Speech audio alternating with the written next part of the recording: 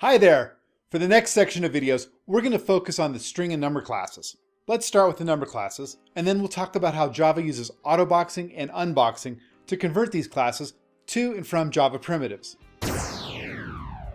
In earlier videos, we looked at the primitive data types for numbers. They were the bytes, shorts, ints, longs, floats, and doubles.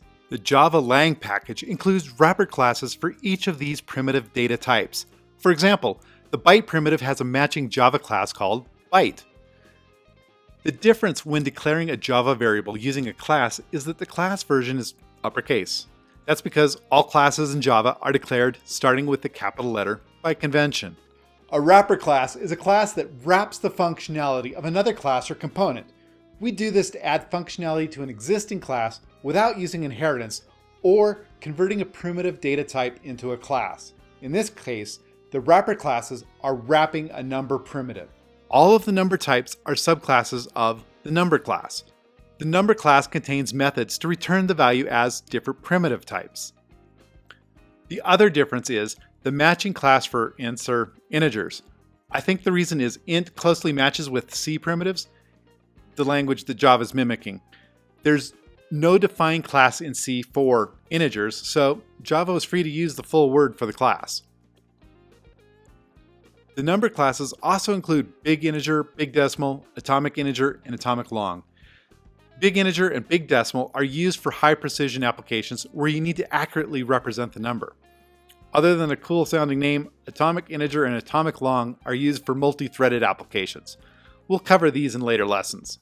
You're probably wondering why.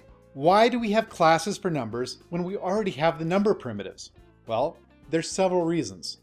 First, there are other classes with methods which expect objects as a parameter. The main ones are the Java collection classes.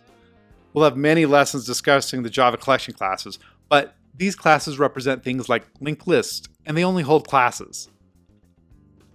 The other reason is these classes have defined constants and methods associated with the number type. For example, the number classes have a constant like maximum and minimum values. So we never need to memorize this long number.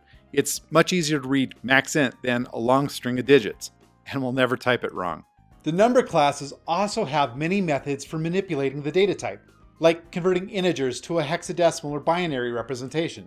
We're going to cover many of these methods in the next few lessons. For right now, let's look at how Java converts between the class and the primitive numbers.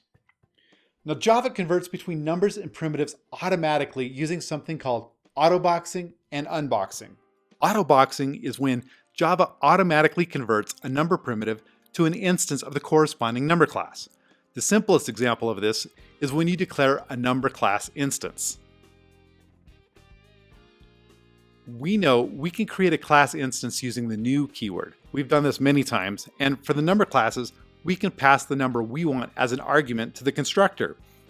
So here, we're creating an integer instance with the value of 42. This is a special rule in the Java language, but you can also define the number like you would create a primitive. That looks like this. What happens is the compiler converts the number 42 to an integer class by replacing the declaration to look like this. The value of method takes a primitive and returns an instance of the class. This happens automatically. We never see it happen in our code. This is autoboxing. Autoboxing also happens when you pass a primitive to a method expecting an object. For example, if we had a method like this, we can pass a primitive. Java will convert it to a class instance for us. Again, this is all automatic. Unboxing happens in the other direction. This is when we have the number class, but Java is expecting the primitive. In this case, Java unboxes the primitive from the wrapper class. For example, let's use an integer class in an if-then test. We create an integer, perform an operation on it, and then test. Remember, I in this example is an instance, not a primitive. Still, Java knows to unbox the instance into a primitive. Behind the scenes, the compiler is replacing our code with the int value method. Java's doing this automatically for us. This is called unboxing. The next question we're likely asking is, why use primitives at all? Primitives have their value and nothing more. Box values have identities associated with the object.